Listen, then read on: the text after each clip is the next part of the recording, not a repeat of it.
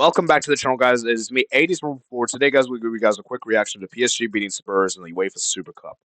So PSG, they did it. They did it, man. They turned it around and they did it 2-2, and they won a penalty. And for PSG in particular, let's be real. We expected them to win this. We're not shocked that they won this. But I think the thing that's actually more shocking is the fact that Spurs actually put up a very competitive game. And that's the beauty of football, is that football is a very funny sport. Is that just because we expect this to happen doesn't necessarily mean it's always going to happen, right? And a lot of people writing Spurs off this before this match and say Spurs, they just scammed the Europa League last season. They finished 17th of the league, barely survived the relegation. They're one of their best players of all, one of their best players the club has ever had. Son has just left, and then obviously Ange Postecoglou got sacked.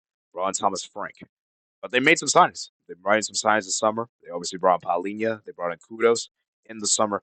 And we saw how good Spurs when that first happened. They were dominating PSG. PSG looked so toothless in that first half. I was like, oh my Jesus, is this the PSG team that won the Champions League? Because you could tell in that first half, PSG were just kind of fatigued, kind of gassed out, tired, stamina was getting to them. And remember, guys, this is the first game they played post Club World Cup final. They hadn't even played any preseason games whatsoever because obviously they were resting. And so that could you could tell that took a toll of the players.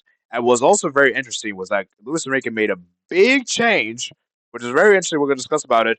Is Chevalier, hopefully I pronounced his name right, actually started over Donnarumma. Obviously, there's been a lot of contract negotiations with Donnarumma. Is he going to stay? Is he going to leave? And because the future is uncertain with Donnarumma, Luis Enrique decided, you know what, I'll give Chevalier the first game, and which was kind of always risky in a game of this magnitude because say what you will, the UEFA Super Cup, if it's not really that big of a trophy, and let's be real, it's not that big, it's not that valuable at the end of the day.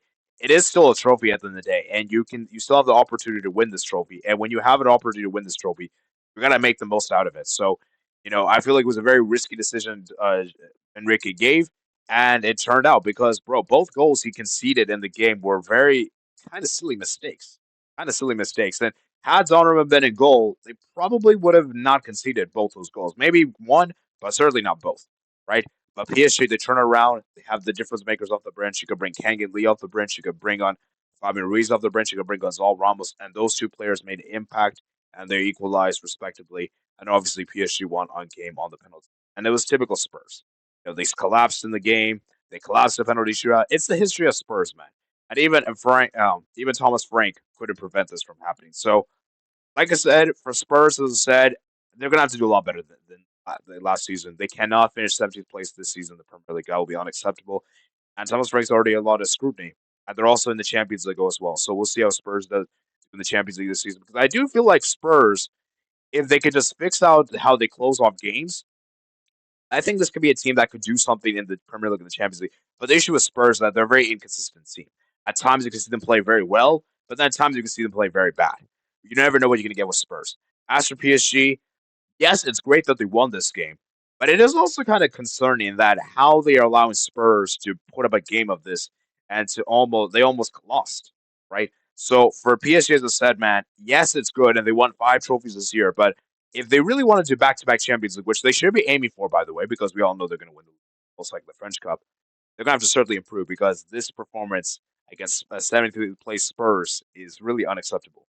So, like I said, it's going to be interesting to see what happens. So, anyways, that's my quick thoughts on the game, man. Let me know what you guys think in the comments below. I'm sure there's a lot more things I could discuss about. Join us for a stream. We're going to discuss this in detail. I hope you guys can see you there. Remember, guys, like and subscribe.